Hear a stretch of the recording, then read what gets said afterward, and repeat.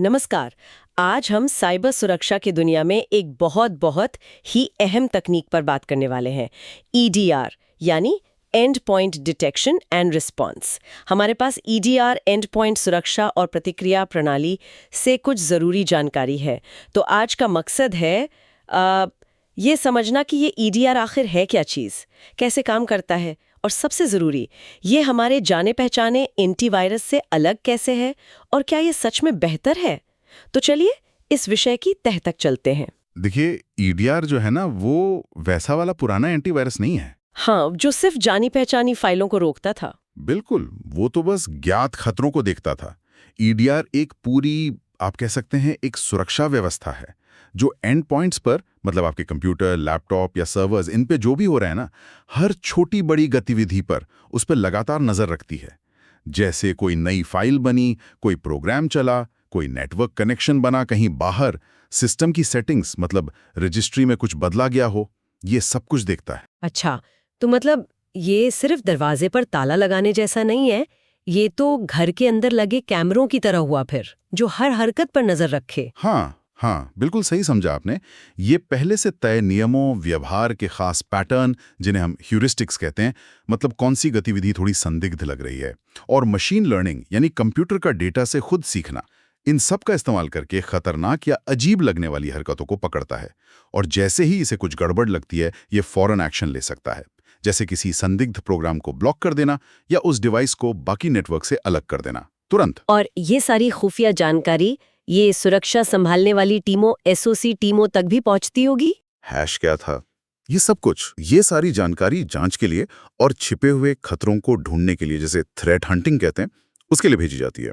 EDR agent लगातार system में क्या चल रहा है, प्रोसेस, फाइलें, नेटवर्क, रजिस्ट्री, यूजर क्या कर रहा है, सब मॉनिटर करता है। और ये डेटा विश्लेषण के लिए ईडीआर के सेंट्रल कंट्रोल पैनल या सर्वर को भेजता लेता है। इसका एक बड़ा फोकस ये भी है कि अगर कोई हमला हो गया तो उसके बाद असल में हुआ क्या, मतलब पोस्ट ब्रीच विजिबिलिटी देना। ठीक है, तो ये अंदर की गतिविधियों पर गहरी नजर रखता है। लेकिन ज्यादातर लोग तो एंटीवायरस मतलब एवी के बारे में ही सोचते हैं। ये ईडीआर उस पारंपरिक एवी से कितना अलग है? वो तो बस वायरस सिग्नेचर देखता है ना। हाँ, आपने सही पकड़ा। पारंपरिक एवी का मुख्य आधार है ज्ञात वायरस के सिग्नेचर, उनकी डिजिटल पहचान। अगर किसी वायरस का सिग्नेचर उसकी लिस्ट में नहीं है तो वो उसे अक्सर पकड़ ही नहीं पाता।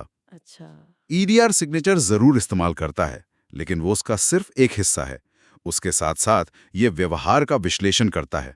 व्यवहार का विश्लेषण? हाँ, मशीन लर्निंग का इस्तेमाल करता है और दुनिया भर से आ रही खतरों की ताज़ा जानकारी, यानी थ्रेट इंटेलिजेंस, उसका भी इस्तेमाल करता है। इससे ये उन नए हमलों को भी पकड़ सकता है या फिर फाइल रहित हमलों को। अच्छा, फाइल रहित हमले ये क्या होते हैं? ये वो हमले हैं जिनमें कोई पारंपरिक मैलवेयर फाइल इस्तेमाल ही नहीं होती, बल्कि हैकर सिस्टम के अपने ही वैध टूल्स जैसे पावरशेल या डब्ल्यूएमआई का गलत इस्तेमाल करते हैं। अच्छा। क्योंकि कोई नई फाइल नहीं आई तो पारंपरिक एवी अक्सर इन्हें देख ही नहीं पाता। ओके। तो ईडीआर सिर्फ रोकथाम, मतलब प्रिवेंशन पर नहीं रुकता, ये पता लगाने, डिटेक्शन और तुरंत प्रतिक्रिया यानी रिस्पॉन्स पर ज्यादा जोर देता है। ये फाइल रहित हमले वाली बात तो काफी दिलचस्प है। क्या आप एक उदाहरण दे सकते हैं कि ये सब असल में काम कैसे करता है? मान लीजिए कोई हमला हो रहा है। जरूर, जरूर। सोचिए कि कोई हैकर आपके सिस्टम से पासवर्ड चुराने की कोशिश कर रहा है। इसे हम क्रेडेंशियल डंपिंग कहते हैं। अब ईडीआर क्या दिखेगा?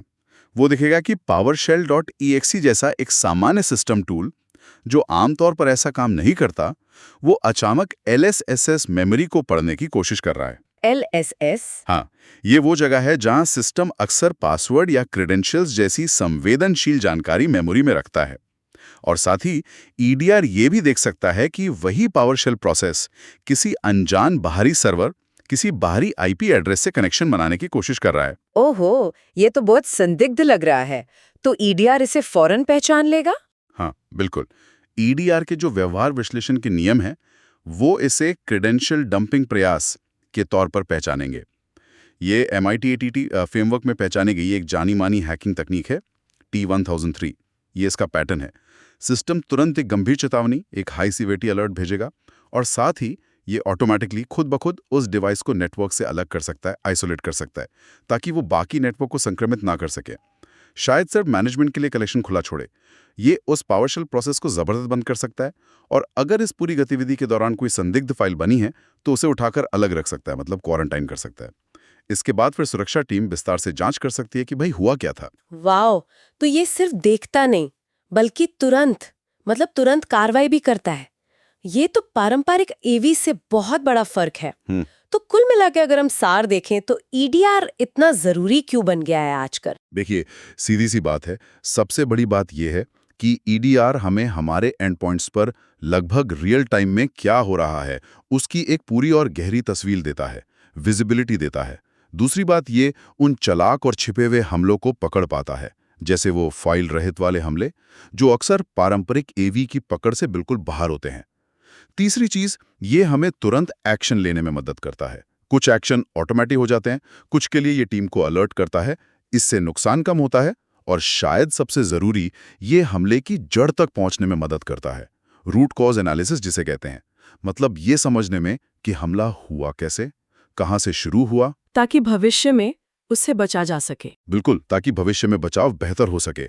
और हाँ, आजकल कई सुरक्षा नियमों और कंप्लायंस रिक्वायरमेंट्स को पूरा करने के लिए भी ईडीआर जरूरी हो गया है। ये सुरक्षा के प्रति सोच में एक तरह का बदलाव भी दिखाता है। सिर्फ किले की दीवारें यानी एवी मजबूत करने के बजाय ये मानना कि हाँ, दुश्मन अंदर आ सकता है और हमें लगातार निगरानी रखनी होगी। तो आज हमने काफी गहराई से समझा कि ईडीआर कैसे काम करता है और क्यों ये पारंपरिक सुरक्षा तरीकों से कहीं आगे है। ये हमारे डिजिटल डिवाइस को न सिर्फ जाने पहचाने खतरों से बचाता है, बल्कि नए अनजाने और खास तौर पर व्यवहार पर आधारित खतरों से भी बचाता है। ये हमें चीजों को ज्यादा गहराई से देखने और ज्यादा तेजी से एक्शन लेने की ताकत देता है। हाँ, और ये हमें एक अहम सवाल पर सोचने को भी मजबूर करता है कि जैसे जैसे हमारी निगरानी और पता लगाने की ताकत बढ़ रही है, तकनीकी रूप से हम ज्यादा सक्षम हो रहे हैं, तो हम भविष्य में बेहतर सुरक्षा और लोगों की निजी गोपनीयता यानी प्राइवेसी के बीच सही तालमेल कैसे बिठाएंगे। ये एक ऐसा पहलू है जिस पर हमें लगातार विचार करने की जरूरत होगी।